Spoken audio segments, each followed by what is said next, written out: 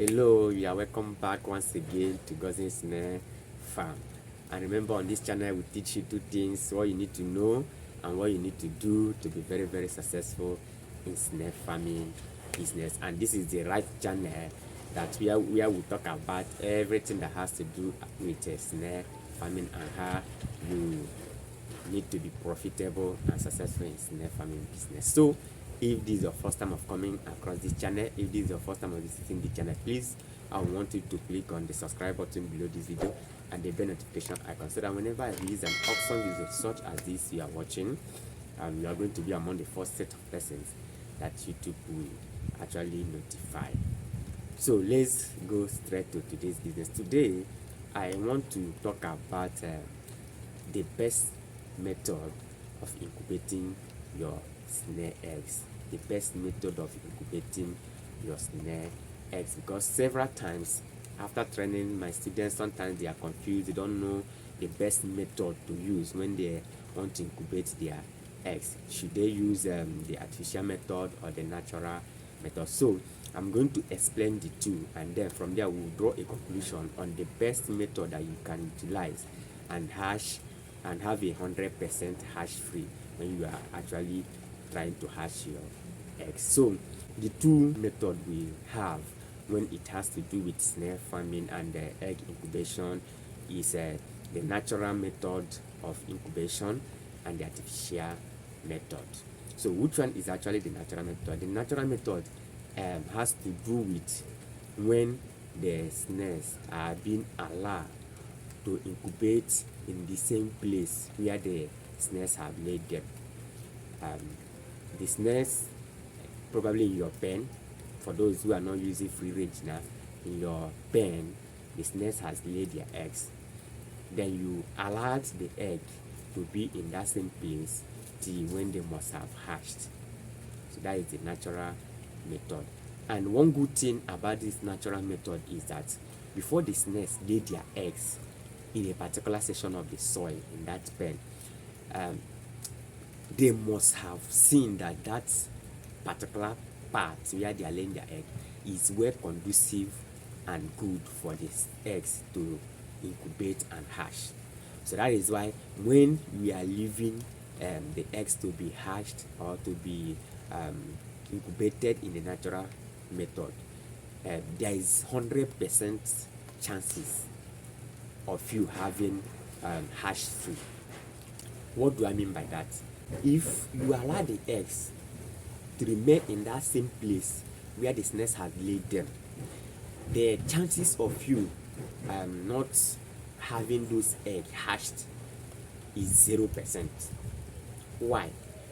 Because the snails lay their eggs where they know that it's very much comfortable and conducive for the eggs to stay and hatched.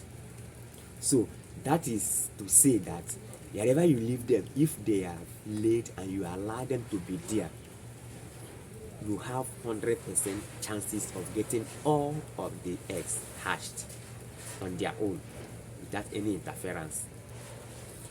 Then the second method, which is the artificial method, just as I've said, the artificial method is the use of disposable plates or use of separate pen, an incubator separate pen, to incubate your eggs. Why do we even use the artificial method? Personally, I use the artificial method. Sometimes I use the natural method. So it all depends on the factors at hand at that particular time.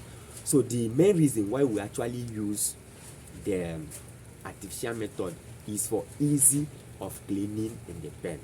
Because sometimes if you allow the eggs to remain in that pen where the snails have laid them, there's every possibility that in the process of cleaning the pen and all those stuff, doing the cleaning work in the pen, the eggs is likely to get damaged. You might damage the eggs.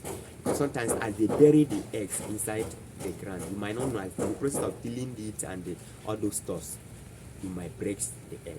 So that is why sometimes we prefer using an artificial incubator where we remove the eggs, keep them in a separate place that is very, very safe for them to hatch.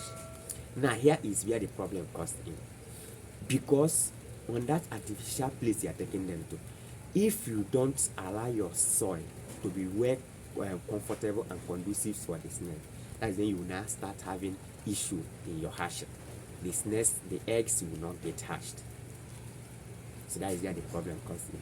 Some persons don't know that when you get the soil, when you are trying to incubate your eggs, the first thing you need to do is to make sure that you mesh the soil, mesh it so that it will be very, you don't need to have stony soil. Mesh them to be sure that they are smooth and conducive. And that is why if you go to the natural habitat, if you go to the natural pen where you incubate naturally, you will see that those parts of the soil where the snails will go and lay their egg, you find out that those parts are very meshed, conducive, well conducive for the eggs to stay till any time they will hatch. But sometimes we will not go move down to the artificial one now. You find out that we will not make the soil much conducive for these eggs, and that is why they will not find it difficult to hatch. You might incubate, let's say 50 eggs, and at the end of the day you'll be having 40 or thereabouts that hatched freely, and you are losing like 10 or thereabouts, a huge loss.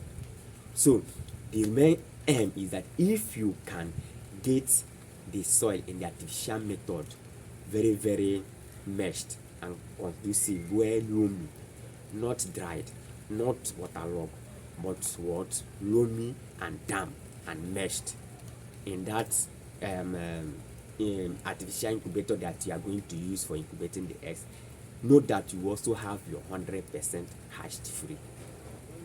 But if you know you cannot make the soil conducive, then that natural one becomes the best for you.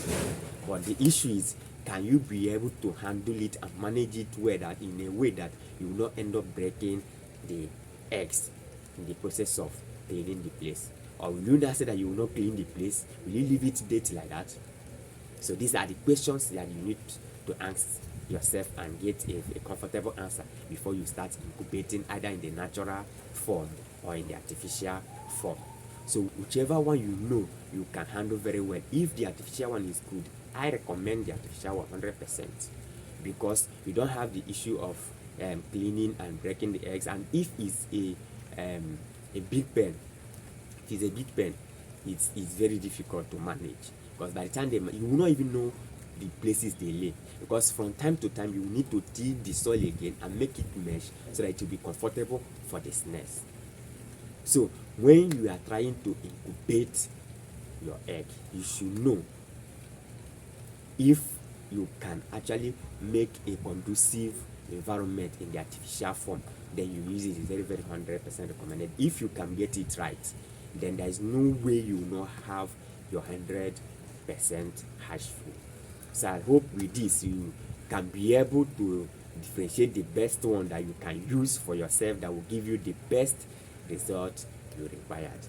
So thank you very much for watching, and remember, I have dropped a link in the description of this video. It's our Telegram channel where we'll talk about snail farm. We have a lot of snail farmers in the place, where both new ones and people that are trying to start the farm, and people that are already into it. Is where we discuss about snail farming, challenges in snail farming, and how to handle those challenges, how to be successful, the things you need to put in place to make sure that you are successful in snail farming.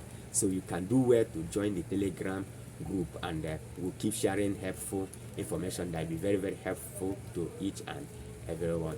Thank you once again. Please remember to always subscribe to our video, subscribe to our channel rather if you have not subscribed, and also keep liking our video, because it will make it to rank high on YouTube. See you in our next video.